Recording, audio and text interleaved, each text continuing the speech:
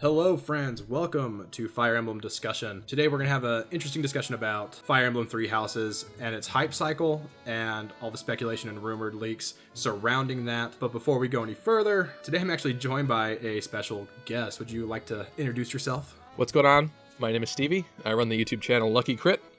We talk a lot about Fire Emblem Three Houses, so it's fitting, it's appropriate. What's going on, guys? Thank you so much for joining us, Stevie. I enjoy your content a lot. It's good stuff, very professional, well put together. Thank you. And honestly, one of the better sources to go to if you want Three Houses analysis, breakdown, and information. I really appreciate what he does, which is really why we're doing this topic today, because I feel like if anyone understands or has feelings about the Fire Emblem Three Houses hype cycle and how it's gone over the past few years, it would be Stevie here. So let's just get into it. First question, how do you feel about Fire Emblem Three Houses hype cycle?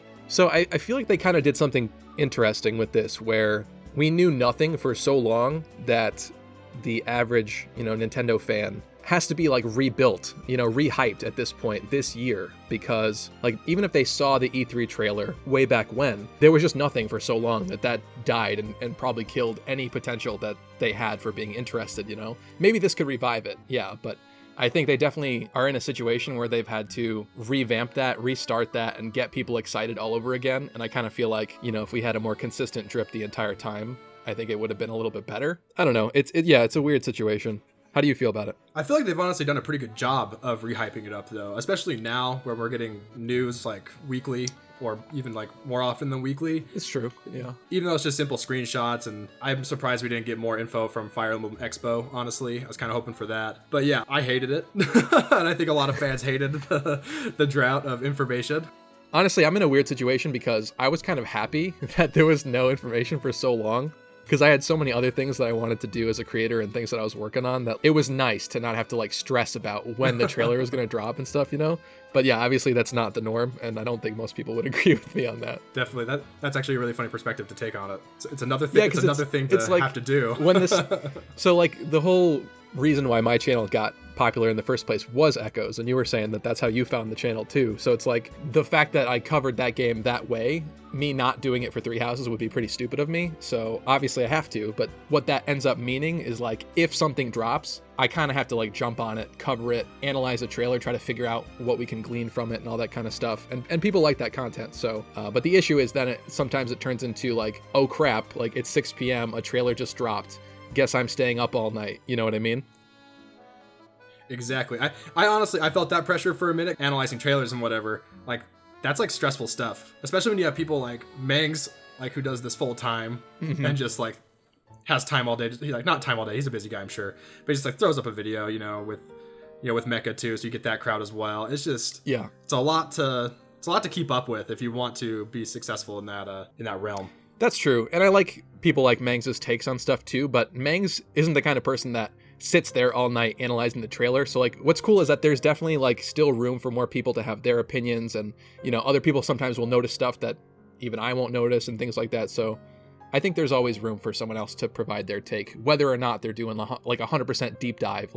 It still might be interesting for me or for someone else to tune into Mangs' version, even though he's probably just talking about the which waifu he wants in the game and that kind of stuff. You know what I mean?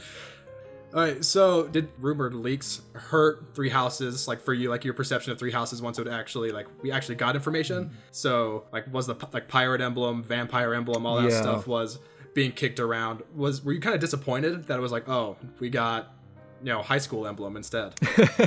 Harry Potter Emblem, yeah. Harry Potter Emblem. I wouldn't say that it hurt it for me. I know for some fans out there it probably did. When I covered a lot of those silly leaks that came out, and for the most part I knew that they weren't going to pan out, but I just thought it was so fun to talk about them and to theorize what things could be. I still think that a lot of those concepts could actually work, as edgy as it would be, Vampire Emblem. The whole Castlevania setting I think would work really well for Fire Emblem, especially with all the classes and characters and stuff.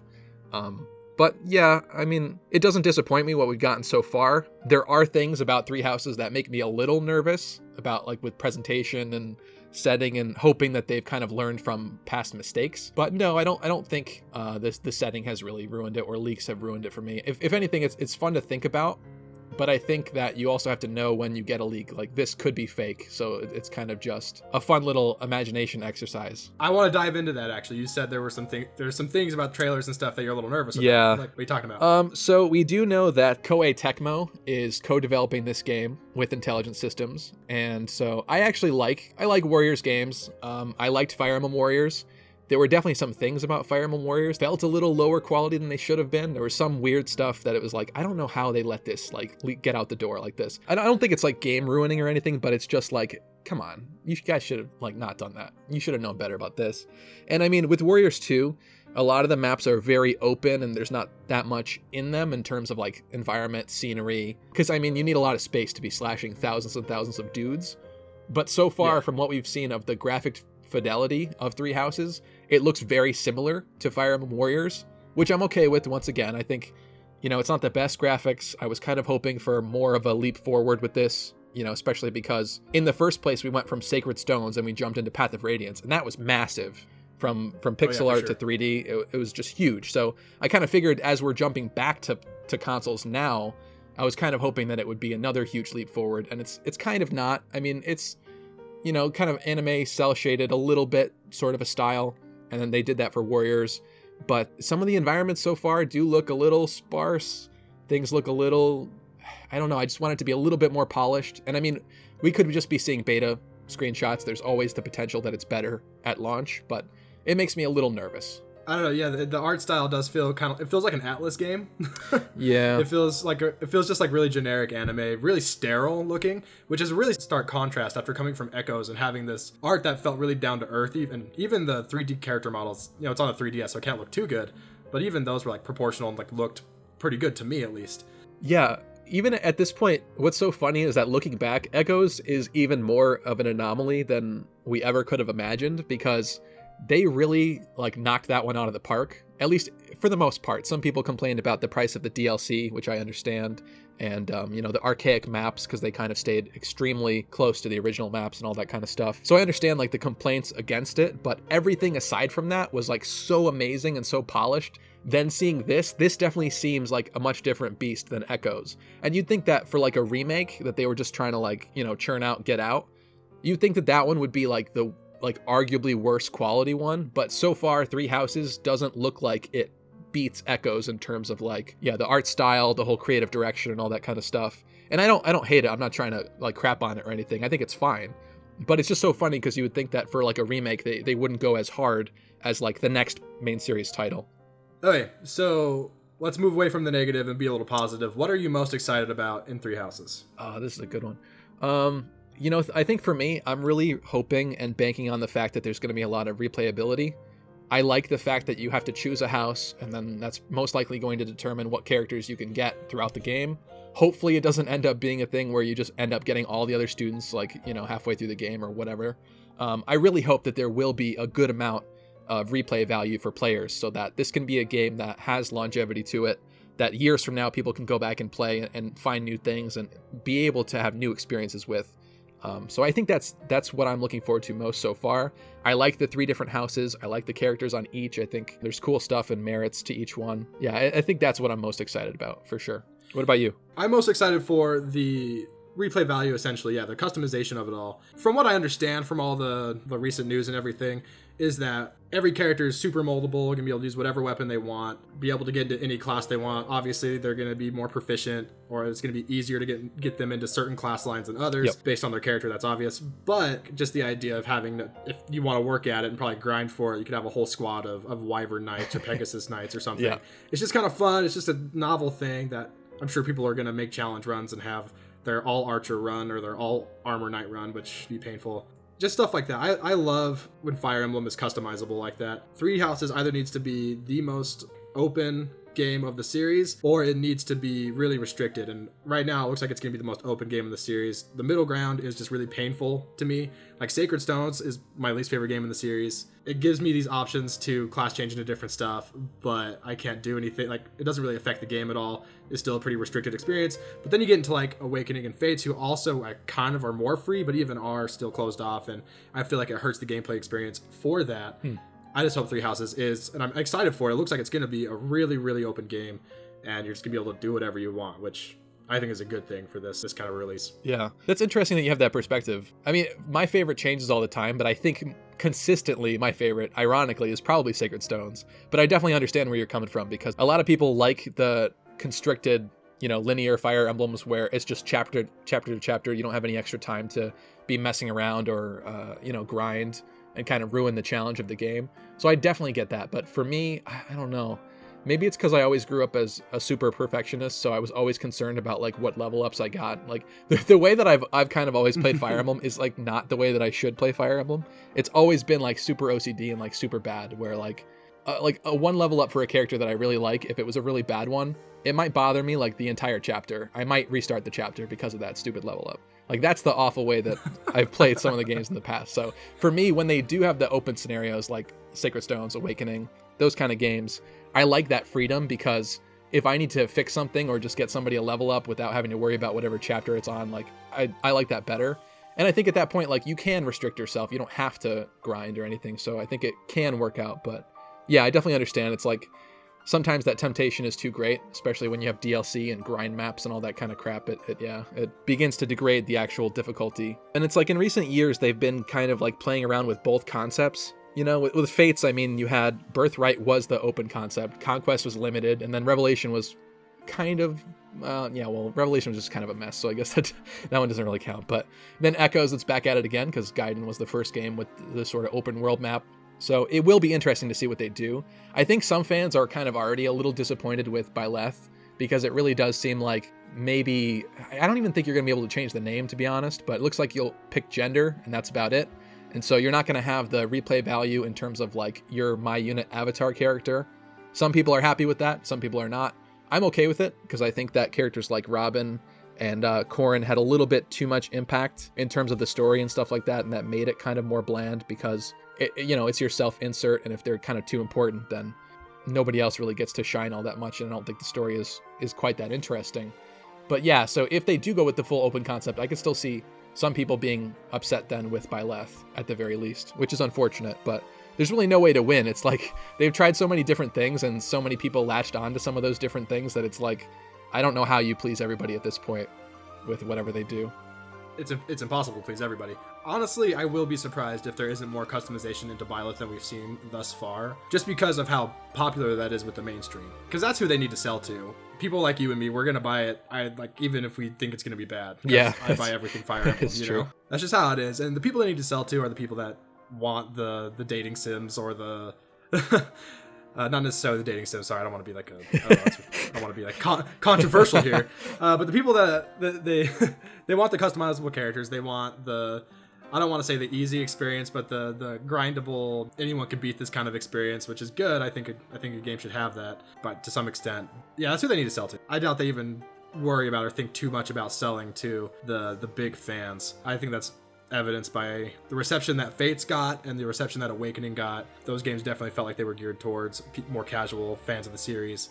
But then you look at Echoes, which honestly, Echoes is one of the best, like, as far as presentation goes, is one of the best presented games on the 3DS. Maybe the best presented game on the 3DS. It's beautiful, and it sounds beautiful as well.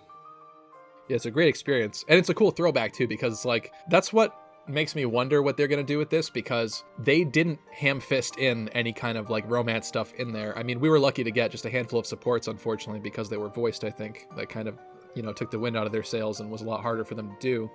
But I'm glad that they didn't do that kind of stuff. So they've been incredibly faithful at times, even to its detriment, where it's like, I know a lot of fans that were not happy with the fact that you couldn't, like, there was no S ranking or marrying in Echoes. So I'm kind of wondering how that's going to work in Three Houses too, if they decide to bring that back all the way. I could see some controversy stirring up really quick right there. As soon as you show off a teacher-student relationship, that's a big no-no. But what's funny is that there's a lot of fans that really want that, and I mean, I don't think I would be like super opposed to that, because maybe they'll play it off in a way where it's like, well, you're the same age or something like that, and I don't know, maybe they can make it less bad, but I still think like it could be a fire starter for more controversy, kind of like how Fates was, with all the Kotaku and Gizmodo articles and all that crap. With face petting? Yeah, there you go. I don't think they would take it back to there again, but the whole, it just doesn't sound great if you have a teacher that's trying to, hook up with their students or something. trying to get it on with the females or the males. Yeah. School. Yeah. So not that wouldn't leave a good taste in my mouth, at least. I don't know. Yeah. Many people wouldn't like that. But a lot of people would be but so yeah, disappointed if there was no like relationship system with the characters or anything like that. Yeah, I don't know. I don't know how to make it. I don't know how to make a win out of what we've seen so far. Since you're the teacher, unless you can only you have limited like teacher options or something like that. Maybe something like that, and then you could do student with student and Byleth with teacher. I don't know. Or halfway through the game, the whole school thing's gonna be thrown out the window or something. Yeah, Who maybe. knows? Well, let's get into some Discord questions from the Fire Emblem discussion Discord. Go join it, link in the description. This comes from Soul, who said, do you think there's going to be a boon/bane system for your avatar? Yes. I mean, yeah, I think of course there is. I think it's even, and there's even an opportunity for it to be like even deeper than it has been. Maybe even picking some weapon ranks for your character to be better with than others and stuff like that. So definitely. Do you think they would go as far as to give each student? I mean, we know that certain students will have certain proficiencies, so I guess that kind of takes over for that. But it would also be interesting if, like, yeah, so maybe they could allow Byleth to pick something, because he will be able to switch class. We have seen it so far. But it, you saw that Myrmidon class. Yes, with that, yes. That dope like FE5 sprite. Yeah. That's the. So yeah, most likely, it would be interesting if different students had like deeper stuff like that too beyond proficiencies. But we'll just have to see what happens. He actually brought that up in his message that he wondered if every playable character would have that going for him. So that would be interesting. Well, we'll have to see. And then one more question from Ucides, whatever. Will unit-specific holy weapons return? It's a good question. I just don't know if these students are... I mean, they could tie it into like the whole family lines thing with each crest, you know, because we do know that certain students are going to be tied with certain crests, so maybe they'll have certain family weapons or something like that then. At that point, it's possible. But the only thing that we've seen so far to suggest anything like that is just the, I don't even know what to call it, the spinal cord bone sword thing that is probably Byleth's falchion or whatever it will be in this game. That's the only kind of special weapon we've seen so far. Aside from that, I mean, the rest of the characters that we know are just kind of normal plain students. So I don't know. And we're not going to have tomes because they don't have tome books. They just cast magic. They just know the spells. So it's like you lose opportunity there to have like a special tome book, unless you have like scrolls or something to teach them, you know, whatever family line magic it would be. I don't know. Yeah, it's tough. We haven't seen enough information, I think, to get a good idea of that yet. I'd bet money on Edelgard, Claude, and Dimitri getting something. Yeah. Whether it's just like a rapier, you know, or like just like the rapier type weapon, or if it is some specific awesome weapon in end game or something. Yeah, I think that's fair. They're on the cover with their yet weapons. I think there should be some relevance there. Yeah. They'll get something, but other than that, I'm sure we'll have like high-ranking weapons and stuff that are harder to use and stuff, of course. Mm-hmm. But like, would, you know, what's a random character? Would, what's the guy's name? All right, I'll pick somebody else. Hubert is the kind of creepy-looking mage guy that's from the Black Eagles that's with Edelgard, who's her tactician. Like, would he come with a special dark tome? I don't know. No idea. Well, and I mean, he can't have a tome, so would he know a certain special spell? No idea. I doubt we're gonna get like the Poogie treatment. There's not gonna be, you know, Petra's not gonna have a throwable sword that's super awesome and good for the entire game, you know, stuff like that. So, yeah, there you go. There's your answer, UCDs. There you go. You're welcome. All right. Well, thanks for coming on, Stevie. I really appreciate it. Like, this is no worries, man. Thank you for having me. I mean, it probably sounds silly to you because you're probably just like, I'm just another guy, you know. But like to me, like I'm kind of starstruck. Not gonna lie. Yeah, it is weird seeing people's like reactions and stuff because at the end of the day, like every YouTuber is just some person behind a computer somewhere, you know, when they live a normal, I mean, probably somewhat normal life too. But yeah, thank you so much, man. No, thank you for having me. Yeah, of course. And if you ever want to come back, you're always welcome. Absolutely.